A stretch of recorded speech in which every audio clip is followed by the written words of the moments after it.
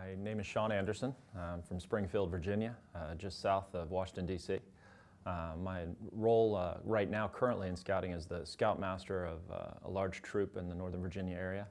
The primary concern for me as a leader is being able to explain to my youth and to my families what's morally right and what's morally wrong, and how that falls into a scout is clean, a scout is reverent.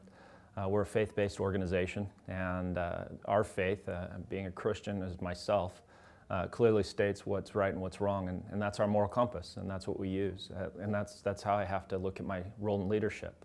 I believe a lot of our churches and a lot of our organizations would have to look at other options, other programs.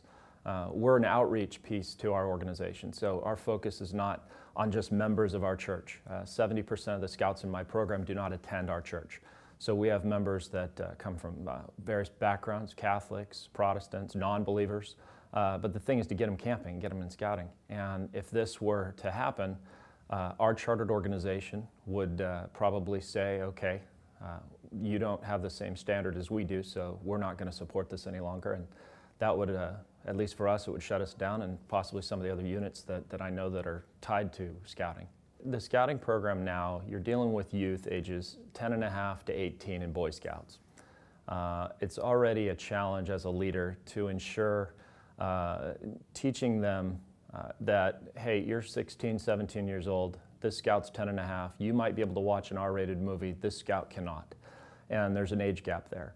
If I have scouts that are professed to be gay, or they aren't sure of their identity, and they deal with that in various issues now, I'm looking at not a 2-deep leadership, but a 3-deep leadership. I'd have to have a situation where scouts would have to be 3 to a tent versus 2 to a tent, because there has to be that outlying factor of another witness or another person in that room for safety reasons. I believe in this program from its leadership capacity and what it teaches our young men. I have former senior patrol leaders, that's a senior boy in the troop, who are at on ROTC programs, working to serve our country, getting their degrees. I have youth that are at West Point. I have youth that have decided to go into ministry and go into seminary. And for me, I would have to find another program that allows me to have that interaction to teach up young men in the way they should go.